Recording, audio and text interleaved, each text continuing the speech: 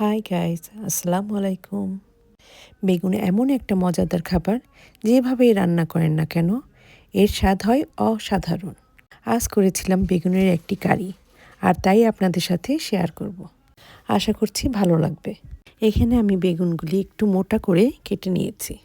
প্রথমেই বেগুনগুলিতে পর্যাপ্ত পরিমাণে পানি দিয়ে 5 মিনিটের মতো ভিজিয়ে রাখবো। বেগুনগুলি এইভাবে প্রসেসিং করে নিলে ভাজার সময় তেল বেশি ইউজ করতে হয় না। 5 মিনিট পর বেগুনগুলি পানি থেকে তুলে নিব এবং দিয়ে দিব হলুদ, মরিচ এবং লবণ এবং দিয়ে দিব কর্নফ্লাওয়ার। সব কিছুই আমি 1 টিস্পুন করে নিয়েছি। এবার মশলাগুলি বেগুনের সাথে খুব ভালোভাবে মেখে নেব এবং একটা সাইডে রেখে দেব।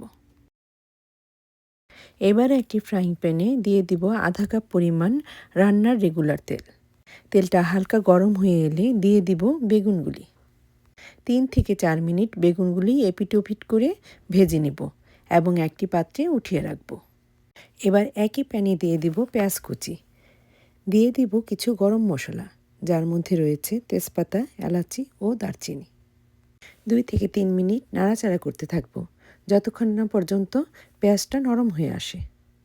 পেঁয়াজটা নরম হয়ে আসলে দিয়ে দিব আধা কাপ পরিমাণ পানি এবং অ্যাড করে দিব কিছু গুঁড়া মশলা। দিয়ে দিলাম স্বাদ মতো লাল মরিচের গুঁড়া, হাফ টিস্পুন দিয়ে দিলাম হলুদ গুঁড়া, দিয়ে দিলাম ধনিয়া গুঁড়া, জিরা গুঁড়া, যা আমি 1 টিস্পুন করে নিয়েছি।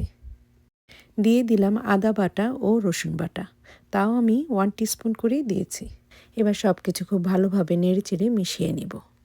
চুলার হিটটা মিডিয়াম টু হাইয়ের মাঝামাঝি রেখে 3 থেকে 4 মিনিট কষিয়ে নিব এবং দিয়ে দিব স্বাদ মতো লবণ এবং কিউব করে কাটা একটা টমেটো।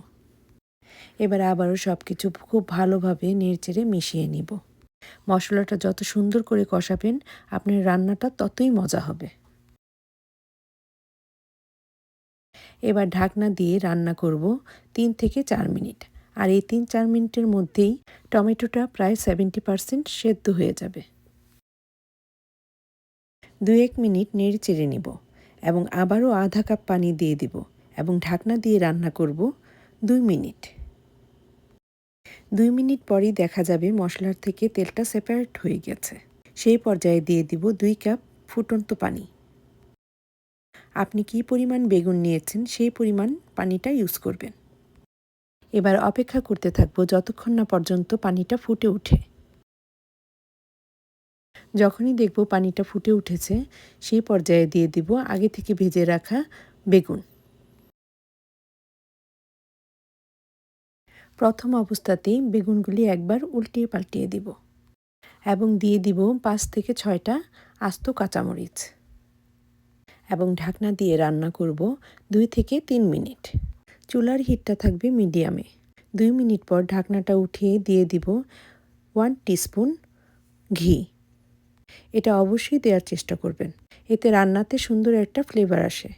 এই পর্যায়ে দিয়ে দিব কিছু ধনেপাতা এবং চুলাটা বন্ধ করে দিব। আর সেই সাথেই তৈরি হয়ে যাবে মজাদার সুস্বাদু বেগুন কারি। রেসিপিটা ফলো করে তৈরি করুন বেগুন কারি, যার স্বাদ মুখে লেগে থাকবে। রুটি, গরম গরম ভাতের সাথে বেগুনের এই রেসিপিটি থাকলে আর অন্য কিছুই লাগবে না। আল্লাহ হাফেজ।